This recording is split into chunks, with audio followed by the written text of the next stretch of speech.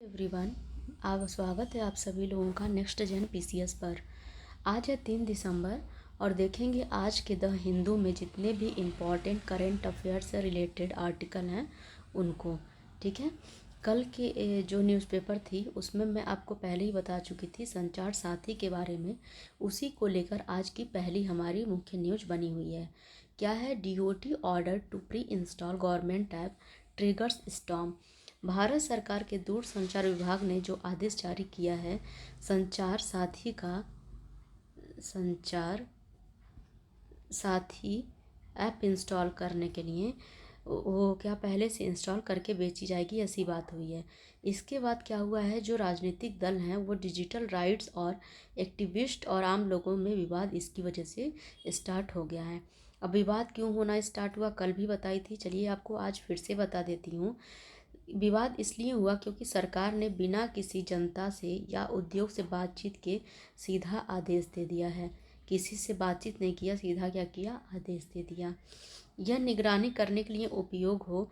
कई लोगों को डर है कि इसका प्री इंस्टॉल करने का मतलब ये ना हो कि निगरानी इससे हो रही हो। ठीक है, और या फ़ोन या डेटा कॉल मॉनिटर किया जाएगा या फिर ऐप को अनइंस्टॉल नहीं किया जा सकता, ऐसा लोगों में डर बना हुआ है।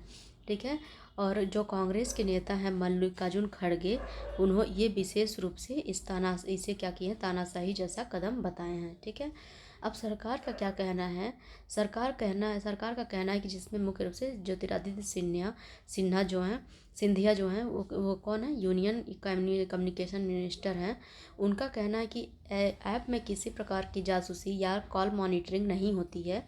अगर आप ऐप नहीं चाहते तो उसे एक्टिवेट मत कीजिए। ठीक है, मतलब आपके पास ऑप्शन है, आप उसे एक्टिवेट करते हैं या नहीं करते हैं, दोनों ऑप्शन है। ठीक है, और नहीं चाहते हैं तो आप उसे एक्टिवेट मत कीजिए।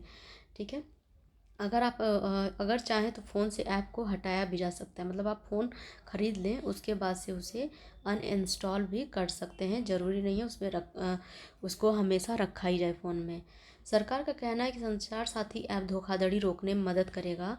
इससे अब तक 1.75 लाख करोड़ जो है 1.75 करोड़ फर्जी मोबाइल कनेक्शन इसके द्वारा पकड़े गए हैं। 26 लाख खोए हुए या चोरी हुए फ़ोन का पता लगाया गया है और 7.5 लाख फ़ोन वापस मिल चुके हैं।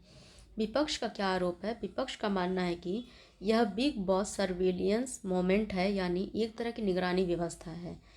सरकार एक तरफा फैसला ले रही है जिससे निजता और व्यक्तिगत अधिकार इससे प्रभावित हो रहे हैं। व्यक्तिगत अधिकार इससे प्रभावित हो रहे हैं। ठीक है, लोगों की अन्य चिंताएं क्या हैं? फ़ोन सुरक्षा विशेषज्ञों का क्या कहना है कि कोई भी ऐप जब प्री इंस्टॉल आता है तो अक्सर उसे हटाना मुश्किल होता है। इससे ये शक पैदा होता है कि ऐप भविष्य में स्पाईवेयर या डाटा ट्रैकिंग के लिए उपयोग किया जा सकेगा। ठीक है, अब संचार साथी क्या करता है? तो डीओटी के अगर आधिकारिक वेबसाइट पे देखें तो उस पर ये बताया गया है, जो संचार साथी ऐप है या खोए हुए फ़ोन को ब्लॉक कर सकता है, IMEI नंबर ब्लैकलिस्ट कर सकता है, नंबर की सच्चाई चेक कर सकता है, मोबाइल सिम के फर्जी उपयोग को रोकेगा और IMEI सिम लिंक दिखाता है। ठीक है, निष्कर्ष के तौर पर हम देख सकते हैं कि सरकार बिना चर्चा के लोगों में फ़ोन ऐप डालना चाहती है, जिससे विपक्ष में इसे निजता को लेकर हमला किया गया है। सरकार कह रही है कि ऐप सुरक्षा और हटाया भी जा सकता है, लेकिन विशेषज्ञों का कहना है कि जो ऐप प्री इंस्टॉल्ड होते हैं उन्हें हटाया नहीं जा सकता। चलिए अगली न्यूज़ की तरफ बढ़ते हैं। अगली जो हमारी न्यूज़ है वो है हमारी, Kerala SIR plea is fair, election commission should look into it, says supreme court. Supreme court का कहना है कि केरल सरकार और कई राजनीतिक दलों ने सुप्रीम कोर्ट से निवेदन किया था कि स्पेशल इन्वेस्टिगेशन इंटेंसिव रिवीजन यानी कि SIR इंटेंसिव रिवीजन यानी मतदाता सूची की विशेष पुनरीक्षित प्रक्रिया की समय सीमा बढ़ाई जाए। सुप्रीम कोर्ट ने कहा है कि केरल की ये जो मांग है वो जायज़ है, चुनाव आयोग को इस पर गंभीरता से विचार करना चाहिए। ठीक है, इसमें ये कहा गया है। चुनाव जो सुप्रीम कोर्ट ने ये निर्देश क्या दिया है कि केरल सरकार 3 दिसंबर तक जो चुनाव आयोग को औपचारिक आवेदन दे और इलेक्शन कमीशन को इस पे आवेदन पर निष्पक्ष और संवेदनशील रूप से अगले कुछ दिनों में विचार करना होगा और एसआईआर प्रक्रिया बढ़ाने का अनुरोध इलेक्शन कमीशन खुद तय करेगा। केरल की समस्या क्या है कि वोटर लिस्ट जो है मतदाता सूची की गिनती, सुधार और अपडेट करना है। और दूसरी बात, स्थानीय स्वशासन संस्थाओं के चुनाव की तैयारी करनी है, जिसमें ग्राम पंचायत, ब्लॉक पंचायत, जिला पंचायत, नगर पालिका और नगर निगम के चुनाव होने हैं। इन दोनों बड़े कार्यों को एक साथ करना दोनों ही बहुत मुश्किल हो जाएगा कि एसआईआर और जो स्थानीय चुनाव हों वो दोनों एक साथ हों, तो इससे क्या हो जाएगा, ये मुश्किल हो जाएगी। केरल की अपील है कि एसआईआर और स्थानीय चुनाव साथ साथ कराना लगभग असंभव है। अतः संविधान का प्रावधान कहता है कि एलएसजीआई चुनाव हर 5 साल में होना जरूरी है। जो स्थानीय चुनाव है वो हर 5 साल में होना बहुत ज़रूरी है। इसके साथ एसआईआर का किया जाना दिक्कत हो जाएगा। ठीक है, चलिए आगे की तरफ बढ़ते हैं, अगली न्यूज की तरफ। अगली न्यूज है हमारी, apex court stays POCSO trial against Yediyurappa. ठीक है, सुप्रीम कोर्ट ने कर्नाटक के पूर्व मुख्यमंत्री बीएस येदियुरप्पा के खिलाफ चल रहे पॉक्सो एक्ट के तहत मुकदमे पर अस्थायी रोक लगा दी है। ठीक है, यानी अभी इस केस की सुनवाई आगे नहीं बढ़ेगी। ठीक है, सुप्रीम कोर्ट की बेंच, जिसका नेतृत्व chief justice of India Suryakant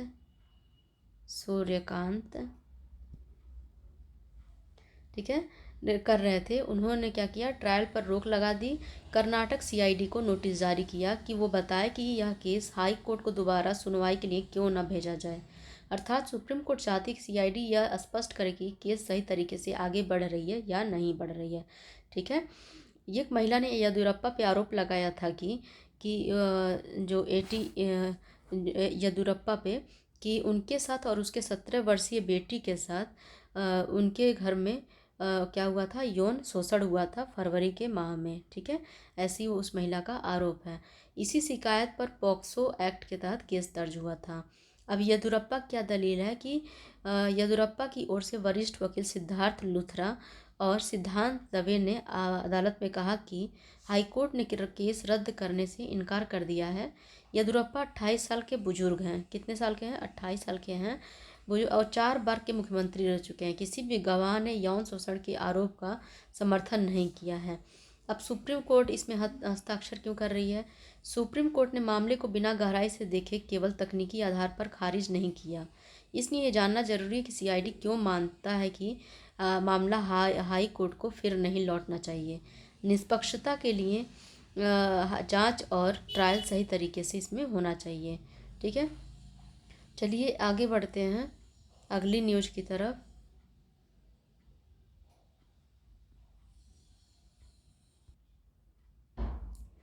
PUCL seeks judicial inquiry into custodial torture and death of delivery executive। ठीक है, PUCUL अर्थात people union for civil liberties, ठीक है, ने एक न्यायिक जांच की मांग की है। उनका आरोप है कि 28 साल के डिलीवरी एग्जीक्यूटिव दर्शन सिंह मलाई की मौत कस्टोडियल टॉर्चर यानी कि पुलिस हिरासत में प्रताड़ना के कारण उसकी मौत हुई है। ठीक है, ऐसा इन लोगों का मानना है। ठीक है, दर्शन SC समुदाय से आते थे। वो कौन थे? SC थे। इसलिए PUCL ने परिवार को सुरक्षा देने की मांग की है। पूरा मामला क्या था इस न्यूज में डिटेल में समझाया गया है कि 12 नवंबर की रात 1:30 बजे 2 पुलिसकर्मी ने दर्शन को पकड़ा। आरोप लगाया कि उन्हें एक फूड डिलीवरी बॉय पर चाकू लहराया। जब दर्शन की मां और भाई स्टेशन पहुंचे, पुलिस ने कहा कि दर्शन राउडी है। 4 दिन तक अवैध हिरासत में लेने के बाद PUCL के अनुसार दर्शन को 4 दिन तक अवैध हिरासत में रखा गया। पुलिस ने उन्हें छाती, पीठ, हाथ, पैर पर डंडों और पाइप से मारा। मां के कई बार स्टेशन जाने के बावजूद पुलिस उन्हें रिहा नहीं किया। ठीक है, 16 नवंबर को पुलिस ने परिवार पर दबाव बनाया कि दर्शन को अल्कोहल डी एडिक्शन सेंटर भेजा जाए। रिहैब में दर्शन बिना सहारे चल भी नहीं पा रहे थे। स्टाफ को पुलिस ने बताया कि वो गिर गया था। ठीक है, रिहैब में रह रहे थे दर्शन। 26 नवंबर को परिवार को फ़ोन आया कि दर्शन की सांस लेने में दिक्कत हुई और उनकी मौत हो गई। ठीक है, अब परिवार को धमकी का भी आरोप इसमें लगाया गया है कि दर्शन की मौत के बाद पुलिस ने परिवार को शिकायत वापस लेने के लिए धमकाया है। पीयूसीएल की मांग है कि इसकी न्यायिक जांच हो, दोषी अधिकारियों की तुरंत गिरफ्तारी किया जाए और परिवार की सुरक्षा व्यवस्था बढ़ाई जाए। ठीक है। अब पीयूसीएल क्या है? पीयूसीएल जो है ये भारत का एक प्रमुख मानवाधिकार संगठन है। कौन सा?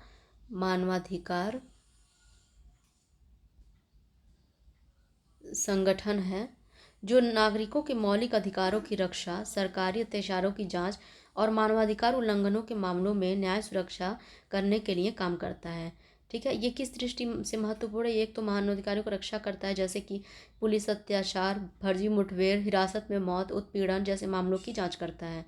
नागरिक स्वतंत्रताओं को यह बढ़ाता है, जैसे अभिव्यक्ति की स्वतंत्रता, संगठन की स्वतंत्रता, शांतिपूर्ण विरोध की स्वतंत्रता आदि। अदालतों में यह याचिका दायर करता है कि जनहित याचिका के माध्यम से मानवाधिकार हनन के मामलों में को कोर्ट में ले जाता है और उसके बाद से अन्य ये कार्य करता है। इसकी स्थापना पीयूसीएल की स्थापना 1976 में, सॉरी गलत लिख दी मैं, 1976 में इमरजेंसी के दौरान लागू हुई थी। जेपी नारायण द्वारा इसकी स्थापना की गई थी। किसके द्वारा? जेपी नारायण, जयप्रकाश नारायण के द्वारा इसकी स्थापना की गई थी। इसका उद्देश्य था लोकतांत्रिक स्वतंत्रता और मानवाधिकारों की रक्षा करना। ठीक है। चलिए अगले न्यूज़ की तरफ बढ़ते हैं। SC gives go ahead to Kerala to allot prison land to BrahMos unit.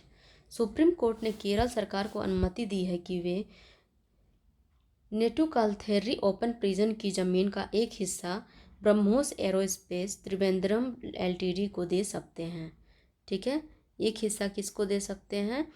BALT को दे सकते हैं, जिसका फुल फॉर्म क्या है? BALT का ब्रह्मोस एरोस्पेस त्रिवेंद्रम LTD, ताकि वहाँ ब्रह्मोस मिसाइलों के लिए एक नया उत्पादन यूनिट स्थापित किया जाए। मामला क्या है कि केरल ने एक प्रस्ताव दिया था कि ओपन जेल की कुछ भूमि बाल्ट यानी कि ब्रह्मोस एरोस्पेस SSB यानी कि सशस्त्र सीमा बल और नेशनल फॉरेंसिक साइंस यूनिवर्सिटी को दी जाए। यह ज़मीन 1964 में लीज पर ली गई थी। कब ली गई थी? 1964 में इस ज़मीन को लीज पर लिया गया था और पुरानी ज़मीन लीज 2014 में ख़त्म हो चुकी थी।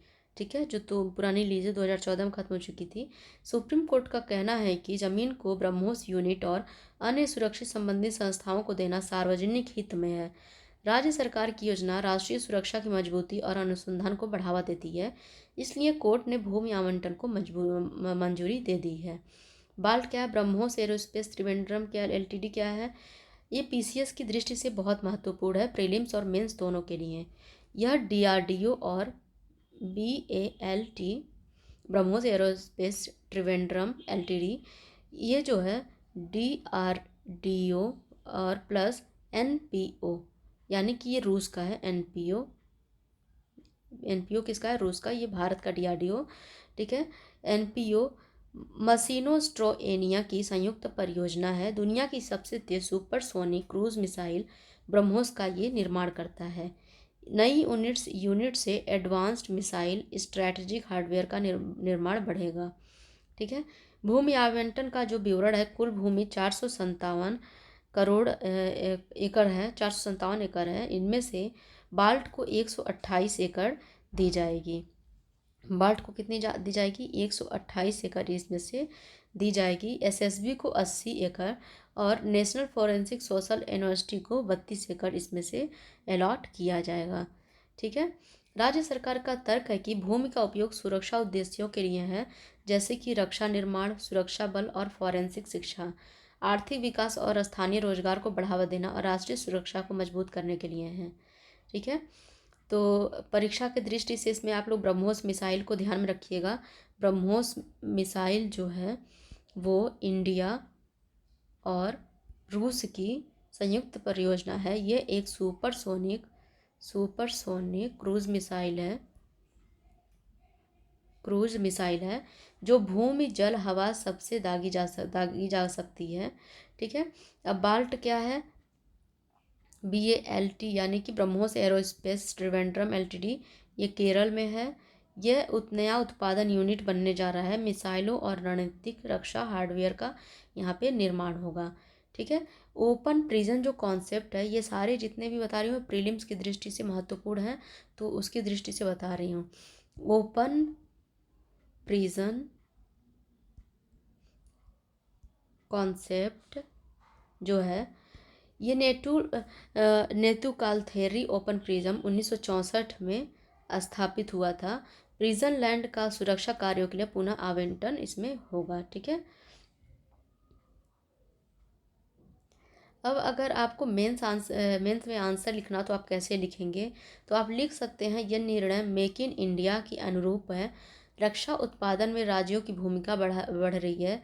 डिफेंस कॉरिडोर और स्ट्रैटेजिक यूनिट्स राष्ट्रीय सुरक्षा का हिस्सा बनते जा रहे हैं। ठीक है। चलिए अब अगली न्यूज़ की तरफ बढ़ते हैं। अगले न्यूज़ में संचार साथी app can be deleted from devices says minister. ये मैं आपको पहले पेज पे ही बता दी कि केंद्र सरकार के जो संचार मंत्री हैं ज्योतिरादित्य सिंधिया ने कहा है कि संचार साथी ऐप को मोबाइल में प्री इंस्टॉल किया जा सकता है, लेकिन यह अनइंस्टॉल भी किया जा सकता है। इसका उपयोग स्वैच्छिक है, अनिवार्य नहीं है। इस ऐप के जरिए कोई स्नूपिंग या कॉल मॉनिटरिंग नहीं की जाती है। ठीक है। अब संचार साथी जो ऐप है, इसमें पीसीएस में क्या पूछ सकते हैं लोग कि मोबाइल फ्रॉड को रोकना इसमें कैसे हेल्पफुल है, मोबाइल फ्रॉड को रोकने में कैसे हेल्पफुल है, चोरी गुमनाम मोबाइल खोजने में भी उपयोगी है, ये कैसे सिद्ध होगा। ठीक है। और यह ऐप जो है डिपार्टमेंट ऑफ टेली कम्युनिकेशन द्वारा विकसित की गई है, तो ये डिपार्टमेंट भी इम्पॉर्टेंट हो जाता है हमारे पीसीएस की दृष्टि से। डीओटी द्वारा इसको विकसित की गई है। ठीक है। अब है CEIR यानी कि सेंट्रल इक्विपमेंट आइडेंटिटी रजिस्टर। ठीक है। यह खोया हुआ या चोरी हुआ मोबाइल फ़ोन ब्लॉक करवाना इसका काम है, और नया खरीदते समय IMEI की इसकी इसे चेक करना होता है। किसे? CEIR को। ठीक है। CEIR को। ठीक है। इसका फुल फॉर्म क्या है? Central equipment identity register. ठीक है। अब एक है TAFCOP। ये सारे प्रीलिम्स की दृष्टि से महत्वपूर्ण है कि जो डिजिटल नेटवर्क उसमें फ्रॉड को कैसे रोका जा सकता है, उसके लिए महत्वपूर्ण है। ठीक है। TAFCOP का है कि आपके नाम पर कितनी सिम चल रही है, यह बताता है। फर्जी अनधिकृत सिम को बंद करवाने की भी इसमें सुविधा होती है। ठीक है। अब विवाद क्या था, आप लोग देख ही चुके हैं कि कुछ कंपनियों को इसने आदेश दिया था डीओटी की संचार साथी ऐप आपको इंस्टॉल करना है, प्री इंस्टॉल, तब जाके बेचेंगे। लेकिन इससे कुछ लोगों में ये सुरक्षा को लेके डर हो गया कि इसको फिर अनइंस्टॉल नहीं कर पाएंगे या सर्विलेंस हो सकती है, तो ऐसा कुछ नहीं है, इसको अनइंस्टॉल भी किया जा सकता है। सरकार का यह तर्क है कि भारत में फ़ोन फ्रॉड तेज़ी से बढ़ रहे हैं। 2024 में ही चोरी फ्रॉड से 22,800 करोड़ रुपए का नुकसान हुआ, इसलिए यह ऐप जनता की सुरक्षा के लिए ज़रूरी है। ठीक है। गूगल एप्पल को लेकर क्या कहा गया है कि जैसे गूगल मैप्स आदि प्री इंस्टॉल होते हैं और लोग उन्हें डिलीट कर सकते हैं, संचार साथी भी इसी तरह डिलीट योग्य ऐप होगा। ठीक है। अब अगर आप प्रीलिम्स की दृष्टि से देखेंगे कि प्रीलिम्स की दृष्टि से कौन कौन से टॉपिक इम्पॉर्टेंट हो जाते हैं, तो पहले तो आपको संचार साथी ऐप जो है उसी के बारे में पढ़ना होगा। तो इसका पहला पॉइंट हो जाएगा डीओटी द्वारा यह विकसित है। इसका उद्देश्य आपको बताना होगा कि मोबाइल सुरक्षा एवं फ्रॉड से नियंत्रण होता है, और मुख्य मॉड्यूल जो है वो CEIR और TAFCOP है। ठीक है। अब CEIR क्या करता है इसके बारे में बता दी हूँ, TAFCOP क्या करता है ये भी बता दी हूँ। ठीक है। अब एक लाइन में अगर समझना हो तो संचार साथी ऐप एक डीओटी ऐप है जो मोबाइल फ्रॉड रोकने और चोरी हुए फ़ोन को ट्रैक करने में मदद करेगा। ठीक। अगले टॉपिक को देखते हैं। People should disclose detail as per census act, home ministry. ठीक है। यह खबर सेंसस एक्ट 1948 और आने वाली जनगणना 2027 से संबंधित है। ठीक है। सेंसस एक्ट जो है 1948 और जो अभी जनगणना होने वाली है 2027 में, उससे संबंधित है कि ये न्यूज।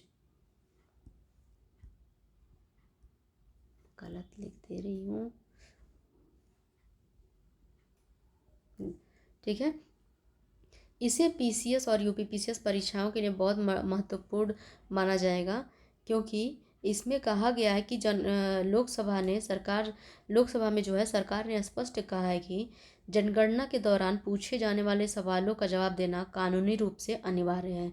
और यह बात सेंसस एक्ट 1948 की सेक्शन 8(2) में आधार पर कही जा रही है, ठीक है। किसके आधार पर? सेंसस एक्ट 1948 की सेक्शन 8(2) के आधार पर ये इस बात को कही जा रही है, ठीक है। सेक्शन 8(2) जो है वो क्या कहता है? हर व्यक्ति जिससे जनगणना अधिकारी कोई प्रश्न पूछे वह अपनी जानकारी और विश्वास के अनुसार उस प्रश्न का उत्तर देने के लिए कानूनी रूप से बाध्य है। यानी कि जनगणना के दौरान दिए गए सवालों का उत्तर देना कानूनन जरूरी है। गलत जानकारी देना दंडनीय माना जाएगा। मुद्दा क्या उठा था कि एक सांसद ने सरकार से पूछा कि क्या आने वाली जनगणना में जाति बताना होगा। सरकार का जवाब था, किसी भी प्रश्न का उत्तर देना सेंसस एक्ट के तहत अनिवार्य है, यानी जाति सहित सभी प्रश्नों का उत्तर देना पड़ेगा यदि वह शामिल किया जाए, ठीक है। अब आने वाली जो जनगणना है उसकी मुख्य बातें क्या हैं कि यह पहली डिजिटल जनगणना होगी। जो अभी होने वाली है जनगणना, उसकी मुख्य बात है कि यह पहली डिजिटल डिवाइसलेस ऐप की मदद से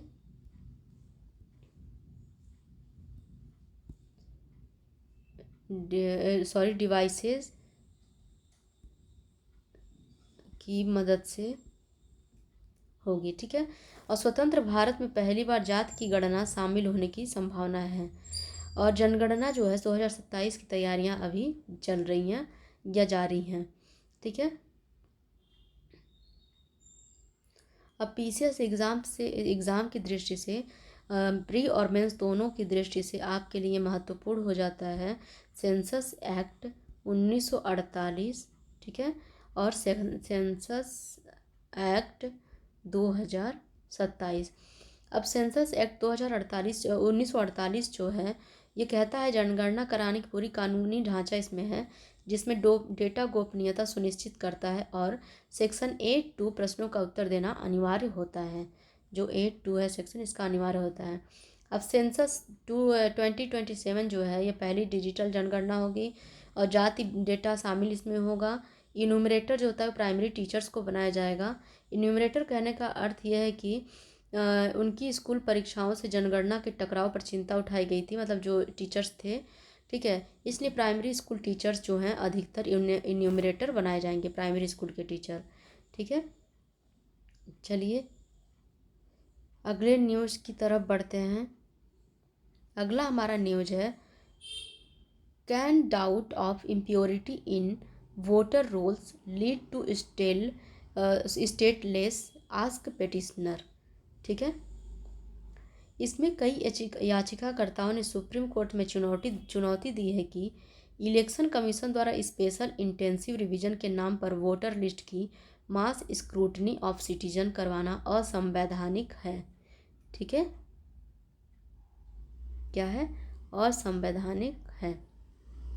उनका कहना है कि इलेक्शन कमीशन केवल मतदाता सूची में नाम जोड़ने या हटाने का काम कर सकता है, लेकिन नागरिकता की जांच करना उसका अधिकार नहीं है। ऐसा करने से लोग स्टेटलेस माने जाते हैं, ठीक है, माने जा सकते हैं।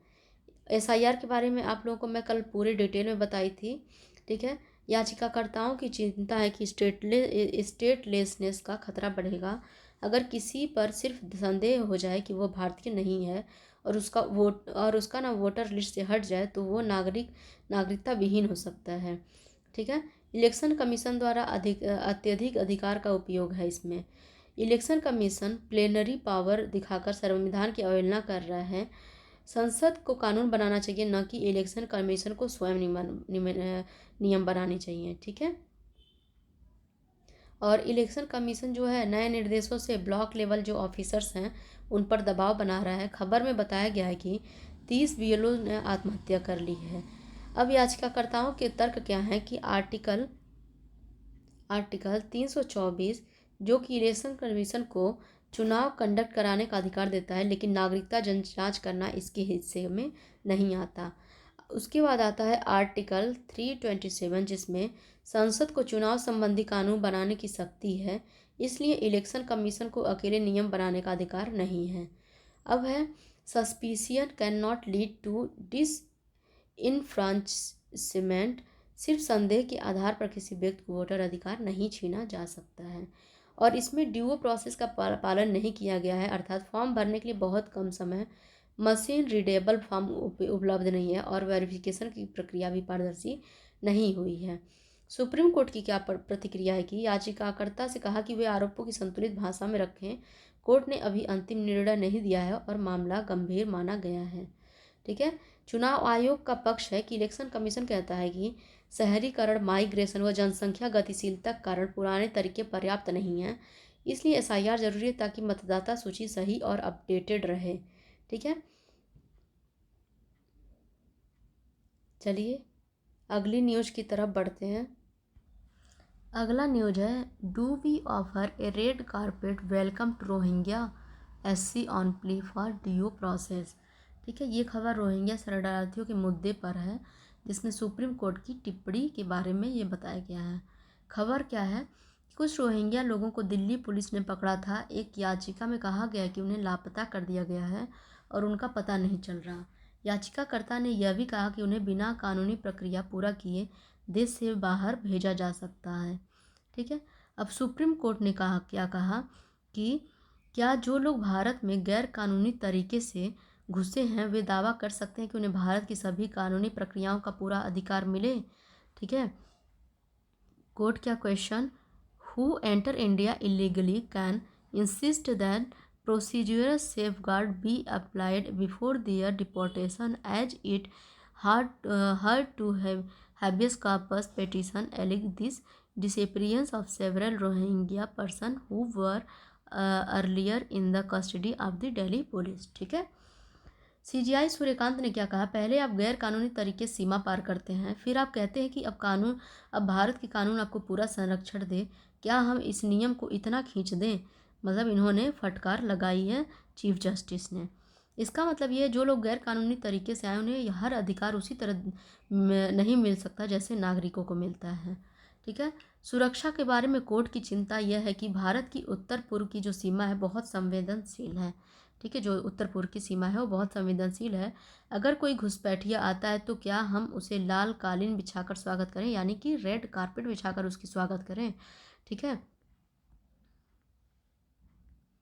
इसका अर्थ यह है कि देश की सुरक्षा प्राथमिकता पे है, इसलिए अवैध रूप से आने वालों के लिए नियम सख्ती से लागू होने चाहिए। लेकिन याचिकाकर्ता क्या कहा है कि हम देश निकाला के खिलाफ नहीं हैं, लेकिन प्रक्रिया सही तरीके से होनी चाहिए। नोटिस दिया जाए, भोजन और आश्रय की सुविधा दिया जाए, बच्चों का ध्यान रखा जाए और कानून के मुताबिक कार्रवाई की जाए। ठीक है। चलिए अगली न्यूज़ देखते हैं। ईडी सर्चेस प्रीमाइसेस इन सस्पेक्टेड हवाला केस। ठीक है। ये खबर ईडी द्वारा एक हवाला और विदेशी मुद्रा कानून उल्लंघन में की गई छापेमारी के बारे में है। इसमें किसके यहाँ ईडी ने छापा मारा है, तो नरेश कुमार केजरीवाल, जो कि एक चार्टर्ड अकाउंटेंट हैं। कौन है? नरेश कुमार केजरीवाल, और उनके सहयोगियों के ठिकाने पर। और ये कहाँ पे रहते हैं? रांची, मुंबई और सूरत में 3 जगह पे। उन्हें सस्पेक्टेड हवाला ऑपरेटर बताया गया है। आरोप क्या है? इनकम टैक्स डिपार्टमेंट की जांच के आधार पर ईडी को संदेह है कि जो ये मिस्टर केजरीवाल हैं वह के पास विदेशों में कई फर्जी कंपनियां हैं। जो देश हैं यूएई, नाइजीरिया और यूएसए। ठीक है। इन देशों में इनकी क्या है, फर्जी कंपनियां हैं। ये कंपनियां असल में भारत से चलाई जा रही थी। इनसे लगभग 900 करोड़ की अघोषित विदेशी संपत्ति जमा की गई और लगभग 1500 करोड़ भारत में वापस भेजा गया बोगस टेलीग्राफिक ट्रांसफ़र यानी हवाला जैसे तरीक़ों से। ठीक है। कानूनी परेशानी क्यों है? विदेश में बनाई गई कंपनियां जाहिर नहीं की गई हैं। इन्हें इलीगल फंड लेयरिंग या काले धन को घुमाकर सफ़ेद दिखाने की तकनीकी में इस्तेमाल किया गया है। इससे सरकार को शक है कि बड़े पैमाने पर हवाला और मनी लॉन्ड्रिंग हो रही है। ठीक है। चलिए अगले उसके करंट अफेयर की तरफ बढ़ते हैं। अगली जो मुख्य न्यूज़ है, अगली न्यूज़ हमारी ये है कि Lok Sabha to take up discussion on electoral reform next week. ठीक है, अगले हफ्ते लोकसभा में special intensive revision of electoral rules यानी कि सर या SIR और चुनाव सुधार पर चर्चा होगी। यह चर्चा जो है 8 दिसंबर को भारतम बोल रही हूँ, वंदे मातरम के 150वें बहस के बाद 50वें साल के बहस के बाद शुरू होगी। ये चर्चा क्यों महत्वपूर्ण है? कुछ दिनों में संसद का कामकाज ठप था, विपक्ष और सरकार के बीच गतिरोध था। स्पीकर ओम बिरला ने एक ऑल पार्टी मीटिंग बुलाई ताकि सहमति बन सके। वहीं से रास्ता निकला कि चुनाव सुधारों पर चर्चा हो सकती है। सरकार क्या कह रही है कि ऑल पार्टी मीटिंग में तय हुआ है कि 8 दिसंबर को वंदे मातरम पर बहस होगी, 9 दिसंबर को चुनाव सुधारों पर चर्चा होगी। ठीक है, विपक्ष कह रही है कि SIR जो है को सरकार एडमिनिस्ट्रेटिव मैटर बोलकर चुनाव आयोग में डाल रही है, लेकिन विपक्ष चाहता है कि SIR, चुनाव में पारदर्शिता, निर्वाचन प्रणाली में सुधार, इन्हें संसद में बहस कर फैसले लिए जाएं। ठीक है, अब SIR के बारे में मैं कल का जो न्यूज़पेपर था एकदम डिटेल में बताई हूँ। अगर आपको डिटेल में समझना है तो आप कल के न्यूज़पेपर या कल की वीडियो देखिए। ठीक है, अगली न्यूज है only 20% of candidates accepted PM internship scheme offer, ऐसा डेटा का बताना है। ठीक है, यह खबर है प्रधानमंत्री इंटर्नशिप योजना की सफलता और समस्याओं से जुड़ी है। डेटा से पता चला कि बहुत कम छात्रों ने ऑफर स्वीकार किए। ठीक है, सरकार ने कंपनियों के साथ मिलकर 1.25 लाख इंटर्नशिप देने का लक्ष्य रखा था।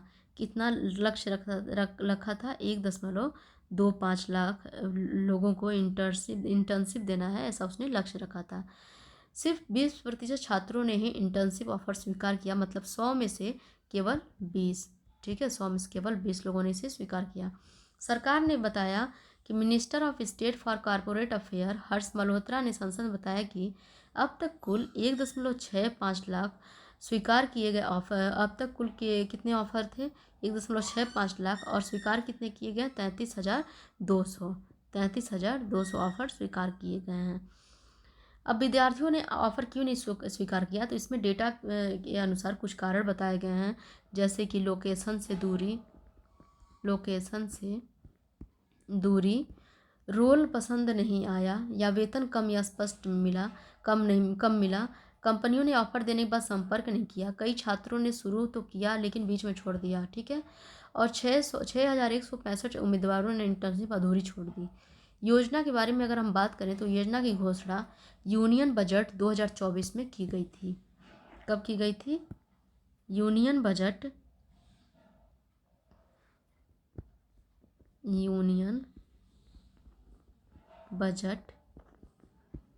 2024 में इसकी घोषणा की गई थी।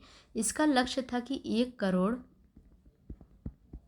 युवाओं को 5 साल में इंटर्नशिप देना। ठीक है, पायलट प्रोजेक्ट ये जो थी 2024 में शुरू हुई थी। पहले राउंड में 6.21 लाख आवेदन आए। कंपनियों ने 82,000 इंटर्नशिप ऑफर दिए।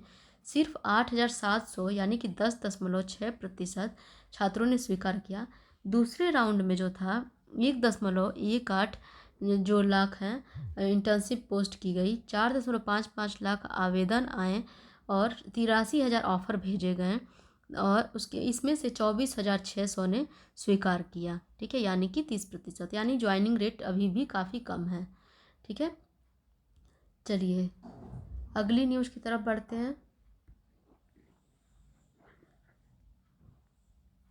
अगली न्यूज़ हमारी, centre says UP reported maximum complaints over जल जीवन मिशन प्रोजेक्ट। ठीक है, देश भर में करीब 17,036 जो हैं 17,036 कंप्लेन जल जीवन मिशन के तहत किए गए कामों में अनियमितताओं और ख़राब गुणवत्ता से मिली हैं। इनमें से सबसे ज़्यादा जो है 84% कंप्लेन जो है वो उत्तर प्रदेश से आई हैं। शिकायतें क्या हैं कि वित्तीय अनियमितताएं, पाइपलाइन या टैपवर्क की खराब गुणवत्ता, भ्रष्टाचार, ठेकेदारों की लापरवाही और सरकारी अधिकारियों की मिलीभगत। सरकार ने संसद में बताया कि मिनिस्टर ऑफ स्टेट फॉर जल शक्ति S सोमाना ने राज्यसभा में कहा कि कुल शिकायतें 17,036, इनमें से 84% शिकायतें कहाँ से आई हैं? आपकी यूपी से आई हैं। 32 राज्यों केंद्र शासित प्रदेशों से डेटा इकट्ठा किया गया है। किसके खिलाफ कार्रवाई हुई? 621 डिपार्टमेंटल ऑफिशियल्स के खिलाफ, 969 कॉन्ट्रैक्टर्स के खिलाफ, 163 थर्ड पार्टी इंस्पेक्शन एजेंसी के खिलाफ। ठीक है।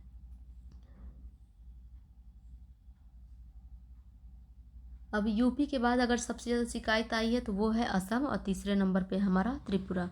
ठीक है। पहले नंबर पे हमारा कौन सा है?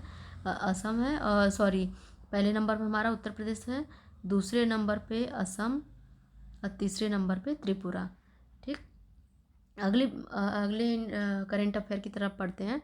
1 डॉक्टर अवेलेबल पर 811 person in India R S told. ठीक है। भारत में हर 811 लोगों पर एक डॉक्टर उपलब्ध है, ऐसा किसका मानना है? केंद्रीय स्वास्थ्य मंत्रालय ने राज्यसभा में बताया ऐसा। सरकार ने यह अनुपात निकालते समय दो तरह के डॉक्टरों को मिलाकर गिनती की है। एक है मॉडर्न मेडिसिन एमबीबीएस और स्पेशलिस्ट जो होते हैं, और एक है आयुष डॉक्टर्स। ठीक है। सरकार मानती है कि कुल पंजीकृत डॉक्टरों में से 80% सक्रिय रूप से काम कर रहे होंगे। इसी आधार पर यह रेशियो निकाला गया है। अगर डॉक्टरों की संख्या भारत में देखा जाए तो 13,88,185 मॉडर्न मेडिसिन डॉक्टर हैं। मॉडर्न मेडिसिन डॉक्टर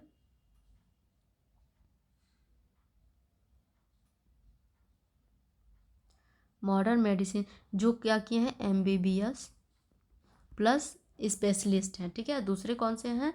पहले तो मॉडर्न, और दूसरे आयुष वाले हैं, दूसरे आयुष वाले हैं। ठीक है। तो क्या बताया गया है? Wait a minute. हाँ, 13,88,185 जो हैं वो मॉडर्न डॉक्टर हैं, जबकि 7,51,768 आयुष प्रैक्टिशनर्स हैं। इनको मिलाकर लगभग 21.4 लाख डॉक्टर उपलब्ध हैं। सरकार क्या कह रही है कि जेपी नड्डा ने बताया कि कम सुविधाएं वाले क्षेत्रों में डॉक्टरों की उपलब्धता सुधारने के लिए कदम उठाए गए हैं। कठिन इलाकों में सेवा देने वाले डॉक्टर्स को हार्ड एरिया अलाउंस दिया जा रहा है। ठीक है। अब एक लाइन में अगर सार में कहना हो इस न्यूज़ को तो कह सकते हैं, भारत में हर 8 से 11 लोगों पर एक डॉक्टर है, जिसमें मॉडर्न मेडिसिन और आयुष दोनों तरह के डॉक्टर शामिल हैं। ठीक है। अब है Rajya Sabha proceeding disrupted and opposition parties continue protest. ठीक है। ये इसमें क्या हुआ कि जो राज्यसभा में हो रहे लगातार हंगामे के संबंध में है, जिसमें विपक्ष लगातार विरोध कर रहा है कि विपक्ष पार्टियां लगातार दूसरे दिन में राज्यसभा की जो कार्यवाही में बाधित कर रही थी, वे एक खास मुद्दे पर चर्चा करना चाहती थी, एसआईआर पर चर्चा। ठीक है। तो एसआईआर को मैं पहले बता दी हूँ, इसलिए इसको ज़्यादा डिस्कशन करना सही नहीं लग रहा है। ठीक है। तो बढ़ते हैं अगली न्यूज़ की तरफ। अगली न्यूज़ है हमारी वर्ल्ड न्यूज़ की। Russia wants to increase trade with India, Peskov. ठीक है। अब ये इंटरनेशनल रिलेशन के लिए यानी आईआर के लिए बेहद महत्वपूर्ण टॉपिक हो जाता है। आईआर के संबंध में इसमें क्या हुआ है, रूस भारत के साथ अपना व्यापार बढ़ाना चाहता है। जो पुतिन के प्रेस सचिव हैं दिमित्री पोस्को ने कहा है कि कुछ देश इंडिया रसिया ट्रेड में अड़चनें डाल रहे हैं, लेकिन रूस और भारत मिलकर इन चुनौतियों को हल करना चाहते हैं। लक्ष्य है कि अगले 5 साल में व्यापार लगभग $100 बिलियन तक पहुंच जाएगा। ठीक है। पश्चिमी देशों की पाबंदियों से इसमें दिक्कत आ रही है। पॉस्को ने कहा कि वेस्टर्न सैंक्शंस यानी कि अमेरिका, यूरोपीय देशों की पाबंदियां इंडिया रसिया ट्रेड में बाधा बनी हुई हैं। रूस का दावा है कि ये पाबंदियां इलीगल हैं। ठीक है। रूस भारत को ऊर्जा का सबसे बड़ा सप्लायर बना हुआ है, ये सभी लोगों को पता होना चाहिए। रूस भारत को तेल और ऊर्जा स्रोत बहुत सस्ते और प्रतिस्पर्धी दाम पर देता है। इससे भारत को बड़े लाभ मिलते हैं और रूस को भी इससे फ़ायदा होता है। जैसा कि आप सभी लोगों को पता होगा कि जो पुतिन हैं वो 4 दिसंबर को भारत की यात्रा पे आने वाले हैं। उनके साथ कई अधिकारी और नई तकनीक से जुड़े प्रस्ताव भी लाए जाएंगे। ठीक है। स्मॉल मॉड्यूलर रिएक्टर पर इसमें चर्चा होगी, जिसमें रूस छोटे परमाणु रिएक्टर भारत को देने का प्रस्ताव लेकर आएगा। यह ऊर्जा क्षेत्र में एक महत्वपूर्ण सहयोग हो सकता है। ठीक है। भारत रूस और भुगतान प्रणाली की अगर बात करें तो दोनों देश एक ऐसी भुगतान प्रणाली पर काम कर रहे हैं जिसे थर्ड कंट्रीज जैसे अमेरिका प्रभावित ना कर सके। मतलब डॉलर पर निर्भरता कम करना और अपने सिस्टम से व्यापार करना। ठीक। भारत अमेरिका संबंधों में तनाव का जिक्र। रूस ने कहा कि यूएस टैरिफ जो है वो भारत और रूस दोनों के लिए चिंता का विषय बना हुआ है। ठीक है। अब article on Putin by envoys of Germany, UK, France unusual. ठीक है। यह लेख भारत की विदेश नीति, कूटनीति, रूस यूक्रेन युद्ध और पश्चिमी देशों की रणनीति, इन सभी विषयों के लिए यूपीपीसीएस या फिर पीसीएस एग्ज़ाम्स के लिए बहुत महत्वपूर्ण है। ठीक है। आइए इसे समझते हैं। जर्मनी यूके फ्रांस जो है कि राजनयिकों ने भारत में रहते हुए एक अखबार में संयुक्त रूप से एक लेख लिखा। उस लेख में उन्होंने लिखा कि रूस में यूक्रेन युद्ध शुरू करने का आरोप लगाया। कहा कि रूस की हमले रूथलेस और एग्रेसिव हैं। पुतिन पर total disregard for human life का आरोप लगाया। ठीक है। रूस को malign global activity, cyber attack, global destabilisation आदि के लिए दोषी ठहराया। 3 देशों के दूतों द्वारा किसी तीसरे देश में बैठकर रूस के खिलाफ ऐसा संयुक्त लेख लिखना बहुत असामान्य है। मतलब भारत में बैठे हैं और लिख किसके लिए हैं? रूस के लिए। अब भारत ने इसे कैसे देखा कि भारत के विदेश मंत्रालय के अधिकारियों ने इसे unacceptable and unusual, not an acceptable diplomatic practice और थर्ड कंट्री रिलेशन में दखल देने जैसा इसको बताया। ठीक है। कूटनीति नियम के अनुसार कोई भी राजनयिक मेजबान देश में बैठकर किसी तीसरे देश के बारे में राजनीतिक बयान नहीं देता। यह भारत की फॉरेन पॉलिसी ऑटोनॉमी को प्रभावित करने की कोशिश मानी जा रही है। सही बात है, ऐसा होना भी चाहिए। अब लेख का मूल उद्देश्य क्या था कि पश्चिमी देश भारत पर दबाव बनाना चाहते हैं कि वो रूस से दूरी बनाए। भारत रूस के तेल व्यापार रक्षा संबंध मजबूत होने से पश्चिम असहज है। इसलिए ये लेख भारत में एंटी रसिया सेंटीमेंट बढ़ाने की कोशिश है। ठीक है। अब रूस भारत संबंध क्यों निशाने पर हैं? क्योंकि भारत रूस से सस्ता तेल खरीद रहा है। रूस भारत का बड़ा साझेदार है, रक्षा साझेदार है। पश्चिम बनाम रूस रणनीतिक प्रतिस्पर्धा बढ़ी है। ठीक है। अब भारत के लिए कूटनीतिक महत्व क्या है? राजनयिकों के लिए वियना कन्वेंशन में स्पष्ट है कि वे मेजबान देश के डोमेस्टिक अफेयर में हस्तक्षेप नहीं करेंगे। ठीक है। भारत की ऐसी फॉरेन पॉलिसी जो प्रिंसिपल है उसमें भी ऐसा कहा गया है। ठीक है। अब परीक्षा की दृष्टि से ये बहुत महत्वपूर्ण हो जाती है। Vienna convention on diplomatic relation. कौन सी? Vienna convention. आप लोग एक बार देख लीजिएगा, जिसमें ये कहा जाता है कि कोई किसी दूसरे देश की जो राजनयिक है किसी मेजबान देश में बैठ के किसी तीसरे देश के बारे में नहीं लिख सकते हैं। ठीक है। और दूसरी टॉपिक प्री के लिए India stand on Ukraine war और की यूरोपियन कंट्रीज इन्वो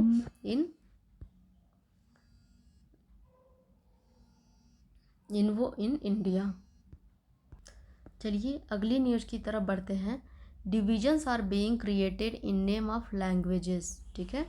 ये किसका मानना है? मिनिस्टर ये ऐसा बोल रहे हैं। खबर भाषा के नाम पर राजनीतिक विभाजन केंद्र राज्य संबंध और सांस्कृतिक एकता से जुड़ी है। ठीक है।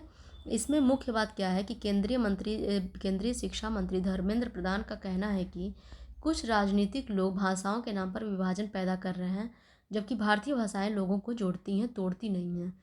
ये बयान काशी तमिल संगमम के चौथे संस्करण के उद्घाटन में दिए गए कार्यक्रम तेलुगु, कन्नड़, तमिल, संस्कृत, हिंदी जैसी भारतीय भाषाओं के सांस्कृतिक संबंधों को मजबूत करने के लिए होता है।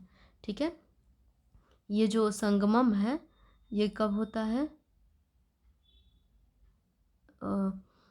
तो काशी तमिल संगमम कब होता है? तेलुगु, कन्नड़, तमिल, संस्कृत, हिंदी जैसी भारतीय भाषाओं को मजबूत करने के लिए होता है। अब खबर की अगर हम पूरे अर्थ को देखें तो मंत्री का कहना है कि धर्मेंद्र प्रधान का, भारत में भाषाएं हमेशा लोगों को जोड़ती रही हैं, लेकिन कुछ वेस्टेड इंटरेस्ट भाषाओं के नाम पर अलगाव पैदा करते रहते हैं, जैसे हिंदी बनाम तमिल, उत्तर बनाम दक्षिण आदि के मुद्दे बनाकर। उनका कहना था कि भाषाई विविधता ताकत है, कमजोरी नहीं है। ठीक है। काशी और तमिलनाडु का ऐतिहासिक संबंध है। सदियों पहले तमिल लोग काशी जाते थे और काशी के लोग तमिलनाडु। उस समय कोई भाषा बाधा नहीं थी। यह दर्शाता है कि भारत सांस्कृतिक रूप से एकजुट है, ऐसा इस न्यूज में बताया गया है। ठीक है। पीएम मोदी के नॉलेज ब्रिज का भी इसमें उल्लेख किया गया कि उत्तर और दक्षिण भारत को जोड़ने वाला है ये तमिल संगमम, ज्ञान का सेतु है ये। तमिल संगमम के बारे में ही ये बताया जा रहा है। इससे भारत की सिविलाइजेशनल यूनिटी उजागर होती है। ठीक है। अब इसमें राजनीतिक संदर्भ क्या हो रहा है कि तमिलनाडु के जो मंत्री हैं एम.के. स्टालिन अक्सर केंद्र पर आरोप लगाते हैं कि हिंदी थोपने की कोशिश की जा रही है, दक्षिण भाषाओं की उपेक्षा की जाती है। ठीक है, तो इसलिए केंद्रीय मंत्री का बयान एक राजनीतिक प्रक्रिया जैसा है जिसमें वह यह कह रहे हैं कि भाषा के नाम पर राजनीति ना करें। ठीक है, ये इतनी सी न्यूज़ थी। बाकी ये है कि WHO back use of GLP-1 drugs for weight loss. ठीक है, ये खबर WHO यानी कि वर्ल्ड हेल्थ ऑर्गेनाइजेशन द्वारा GLP-1 ड्रग्स को वेट लॉस यानी कि मोटापा कम करने के लिए समर्थन देने के बारे में है। ठीक है, GLP-1 अब ड्रग के बारे में आपको देखना होगा कि ये क्या है। GLP-1 एक प्रकार का, पहले तो इसका फुल फॉर्म देख लीजिए, ग्लूकागॉन लाइक पेप्टाइड है इसका नाम। ठीक है, ग्लूकागॉन लाइक पेप्टाइड। यह एक प्रकार की दवा है जिसका उपयोग पहले डायबिटीज के इलाज के लिए होता था। पहले इसका उपयोग किसके लिए होता था? मधुमेह के लिए। WHO ने यह कहा है कि वेट लॉस और ओबेसिटी के लॉन्ग टर्म मैनेजमेंट में भी इसका उपयोग किया जा सकता है। इन दवाओं में शामिल है सेमाग्लूटाइड जैसे कि ओजेम्पिक, वेगोवी और लीरेग्लूटाइड। थोड़ा टफ है ये नेम, इसलिए पढ़ने में अजीब हो रहा है। ठीक है, WHO ने कहा है कि ओबेसिटी एक क्रॉनिक डिजीज़ है, यानी कि ओबेसिटी जो है एक बीमारी माना है, न कि सिर्फ जीवन शैली की समस्या। अब WHO के अनुसार ये दवाएं वजन 15-20% तक कम कर सकती हैं, BP, शुगर, कोलेस्ट्रॉल भी बेहतर करती हैं, हार्ट डिजीज़ का जोखिम कम कर सकती हैं। ठीक है, सिर्फ दवा के साथ ज़रूरी है कि लाइफस्टाइल चेंज करना होगा, डाइट कंट्रोल करना होगा और फिजिकल एक्टिविटीज़ भी करनी होगी। WHO ने चेतावनी दिया है कि ये दवाएं बहुत महंगी हैं, गरीब देशों के लोगों को इनकी पहुंच नहीं है, इसलिए देशों को कोशिश करनी चाहिए कि दवाएं सस्ती और सबको उपलब्ध हों। अब ये महत्वपूर्ण क्यों हो जाता है? क्योंकि मोटापा दुनिया में बहुत तेज़ी से बढ़ रही है। 2022 में 110 करोड़ लोग ओवरवेट हैं, 28 करोड़ ओबेस बच्चे। भारत में भी ओबेसिटी तेज़ी से बढ़ रही है। अब WHO का दावा है एक बड़े पब्लिक हेल्थ सॉल्यूशन के रूप में इसे देखा जा रहा है, क्योंकि इसकी वजह से हार्ट अटैक, स्ट्रोक, डायबिटीज़ बढ़ रही है। ठीक है, अब इस दवा को किन लोगों को दी जा सकती है? तो जिनका BMI बहुत ज़्यादा हो यानी ओबेसिटी हो, जिनको मोटापे के साथ BP, डायबिटीज आदि भी हो। अब परीक्षा की दृष्टि से आपके लिए इम्पॉर्टेंट हो जाता है GLP-1 एगोनिस्टिक। ठीक है, weight loss mechanism, WHO guidelines, ये सब इम्पॉर्टेंट हो जाता है। ठीक है, चलिए अगली न्यूज़ को देखते हैं। अगली न्यूज़ है WhatsApp SIM binding mandate faces BIF push back.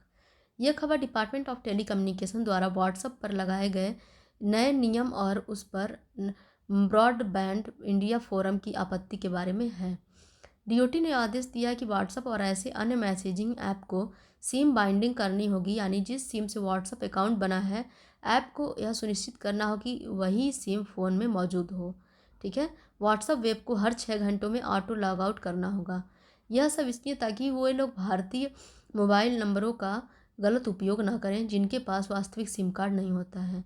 BIF ने क्यों विरोध किया है? BIF का पहली बात तो फुल फॉर्म आपका क्या है? Broadband India forum. ठीक है, ब्रॉडबैंड इंडिया फोरम। ठीक है, और उसकी जिसमें व्हाट्सएप और उसकी पेरेंट कंपनी मेटा भी सदस्य हैं, ने कहा है कि DOT का आदेश वेल इंटेंशन अच्छी है, लेकिन इसमें कई समस्याएं हैं, जैसे ज्यूरिडिक्शन की समस्या। DOT का काम टेलीकॉम कंपनियों पर नियम बनाना है। व्हाट्सएप एक OTT सर्विस है, यानी कि इंटरनेट बेस्ड प्लेटफॉर्म है। BIF पूछ रहा है DOT को OTT ऐप पर नियम बनाने का अधिकार है क्या? अब इसका इतना बड़ा जो इतना कड़ा नियम लगाना ज़रूरी है क्या? कोई हल्का और प्रैक्टिकल समाधान नहीं हो सकता? ठीक है, अब कस्टमर इम्पैक्ट क्या होगा? कंज्यूमर इम्पैक्ट, हर 6 घंटे में व्हाट्सएप वेब लॉग आउट होगा, यूजर्स के लिए इससे परेशानी होगी। सिम बाइंडिंग का मतलब होगा लोग एक सिम से दूसरी सिम पर व्हाट्सएप ट्रांसफ़र नहीं कर सकेंगे। विदेश में रहने वाले भारतीय जो इंडियन नंबर का व्हाट्सएप उपयोग करते हैं, ये मुश्किल हो जाएगा। ठीक है, अब व्हाट्सएप के कंपटीशनर जो इसके कंपटीशन में हैं, अर्राटाई यानी जोहो कॉरपोरेशन ने कहा है कि वो DOT के नियम का पालन करेगा। व्हाट्सएप की ओर से अब तक कोई आधिकारिक बयान नहीं आया है। ठीक है, अगली न्यूज़ की तरफ बढ़ते हैं। Finland to hold road shows on circular economy in India. यह खबर फिनलैंड द्वारा भारत में सर्कुलर इकॉनमी को बढ़ावा देने के लिए रोड शो आयोजित करने के बारे में है।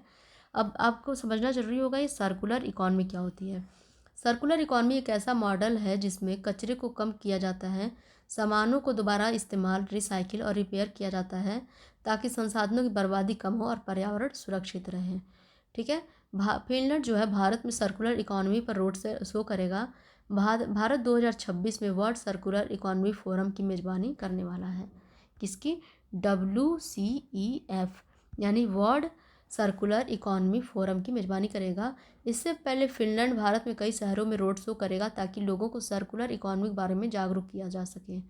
इसका उद्देश्य फिनलैंड भारत में दिखाना चाहता है कि सर्कुलर इकॉनमी केवल वेस्ट मैनेजमेंट नहीं है बल्कि product design, production process, supply chain, product life style, इन सब में बदलाव लाकर पर्यावरण और अर्थव्यवस्था दोनों को मजबूत बनाया जा सकता है। अगर भारत के लिए सर्कुलर इकॉनमी के महत्व को देखें तो भारत 2050 तक 10 मिलियन नौकरियां पैदा कर सकता है। भारत का संभावित बाजार मूल्य $2 ट्रिलियन हो सकता है।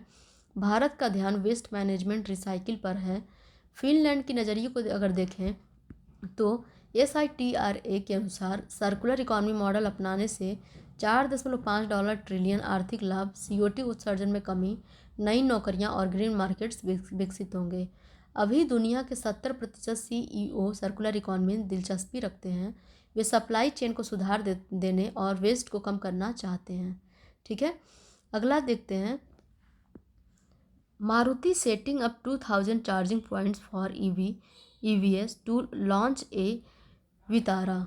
ठीक है, ई वितारा। ये खबर मारुति सुजुकी द्वारा भारत में इलेक्ट्रॉनिक वाहनों को बढ़ावा देने के कदमों के बारे में है, जिससे पूरे देश में 2000 से ज़्यादा EV चार्जिंग पॉइंट्स बनाएगी।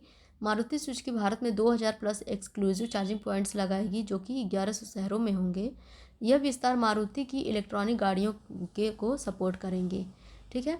अब ये वितारा लॉन्च करेगी। ये वितारा क्या है, इसकी बुकिंग 2025 में शुरू हो जाएगी। ये वितारा को भारत NCAP में 5 स्टार रेटिंग मिलने की उम्मीद है। ठीक है। चलिए अगली न्यूज़ की तरफ चलते हैं। हम उन्हीं न्यूज़ को कवर करते हैं जो हमारे एग्ज़ाम की दृष्टि से महत्वपूर्ण हैं। अब अगला न्यूज़ है, if Europe wants war with Russia we are ready, Putin before talk. यह खबर रूस, यूरोप, अमेरिका के बीच चल रही भू राजनीतिक तनाव और यूक्रेन युद्ध से जुड़ी है। ठीक है। रूसी राष्ट्रपति व्लादिमीर पुतिन ने कहा है कि अगर यूरोप रूस के साथ युद्ध चाहता है तो हम तैयार हैं। यह बयान उन्होंने US प्रतिनिधिमंडल से बातचीत से ठीक पहले दिया। अब पृष्ठभूमि अगर इसकी बैकग्राउंड को देखें, यूक्रेन युद्ध जो है 2022 से चल रहा है, जो अभी भी जारी है। अमेरिका और यूरोपीय देश यूक्रेन का समर्थन कर रहे हैं। रूस बार बार कहता है कि पश्चिम शांति वार्ता को कमज़ोर कर रहे हैं। पुतिन का आरोप है कि वे शांति वार्ता को जानबूझकर बाधित कर रहे हैं। वे रूस के खिलाफ माहौल बना रहे हैं। वे अमेरिका को कमज़ोर शांति प्रस्ताव दे रहे हैं जिससे रूस को नुकसान हो। उन्होंने कहा कि पहले अमेरिका की ओर से मिला शांति प्रस्ताव रूस के लिए बहुत ख़राब था, इसलिए अब नया प्रस्ताव आया है। अमेरिका क्या कर रहा है? अमेरिका ने रूस को रिवाइज्ड पीस प्लान भेजा है। अमेरिका टीम ने मॉस्को जाकर बातचीत की। उनका उद्देश्य है यूक्रेन युद्ध रोकने के लिए कोई समाधान खोजना। अब रूस का रुख क्या है कि रूस युद्ध शुरू नहीं करना चाहता, पर अगर यूरोप ने हमला किया तो वो पूरी तरह तैयार है। यूरोप और अमेरिका रूस पर दबाव बना रहे हैं। ठीक है। चलिए एग्ज़ाम के लिए महत्वपूर्ण क्या है, Russia Ukraine conflict, geo political tension भी, रसिया वर्सेस वेस्ट, या फिर energy security, NATO expansion, border dispute आदि महत्वपूर्ण हो जाते हैं। ठीक है। अगला देखते हैं, BLA बॉम्बर टारगेट्स पाक पार्लियामेंट्री हेडक्वार्टर। यह खबर पाकिस्तान में आतंकी हमला, विशेषकर बलूचिस्तान लिबरेशन आर्मी के हमले से जुड़ी है। ठीक है। पाकिस्तान के बलूचिस्तान प्रांत में बैन की गई आतंकी संगठन BLA यानी कि बलूचिस्तान लिबरेशन आर्मी ने एक बड़ा हमला किया। हमला जो था फ्रंटियर कॉर्प्स के मुख्यालय पर हुआ। यह हमला एक महिला घाती हमलावर ने किया। ठीक है।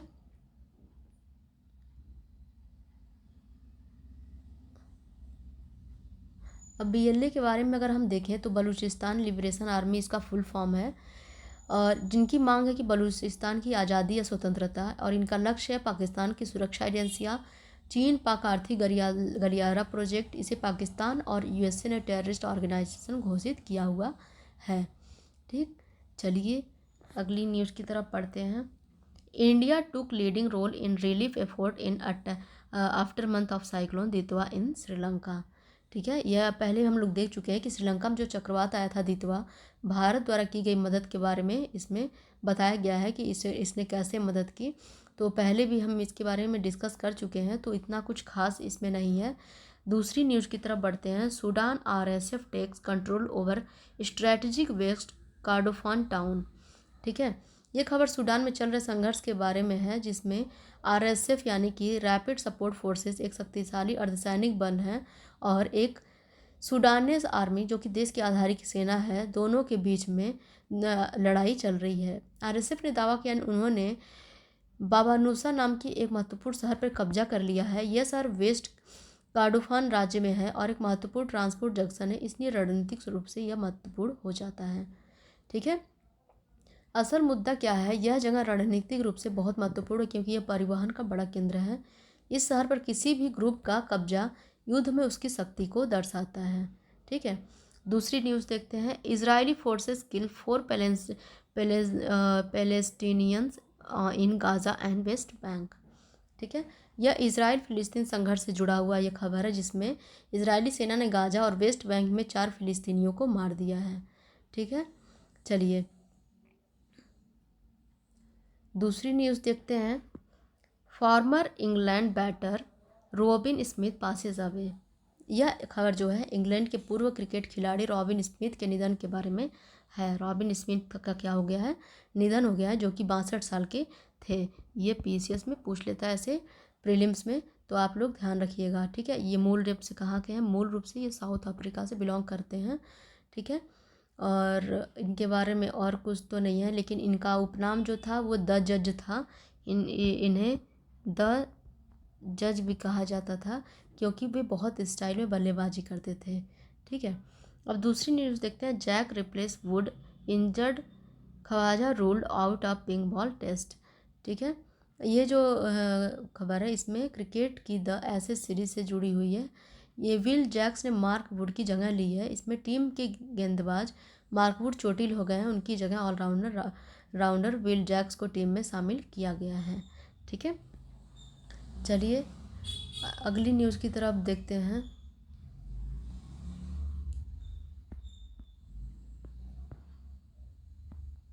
सॉरी, आज का हमारा ये न्यूज़ जो था यहीं पे समाप्त होता है, और जितनी इम्पॉर्टेंट करंट अफेयर या टॉपिक थी द हिंदू से आज के न्यूज़पेपर में, वो उन सबको मैं डिस्कस कर दी हूँ। बाकी मुझे जितना इम्पॉर्टेंट लगा था वही की हूँ डिस्कस। आप लोगों को अगर कुछ इम्पॉर्टेंट लगे तो आप लोग ऐड कर सकते हैं। ठीक है, मुझे वह जो जितनी इम्पॉर्टेंट लग रही है मैं वही करती जाऊँगी। तो मिलते हैं अगले दिन अगले मतलब कल के न्यूज़पेपर के साथ। तब तक के लिए बने रहिए हमारे चैनल के साथ। धन्यवाद, नमस्कार।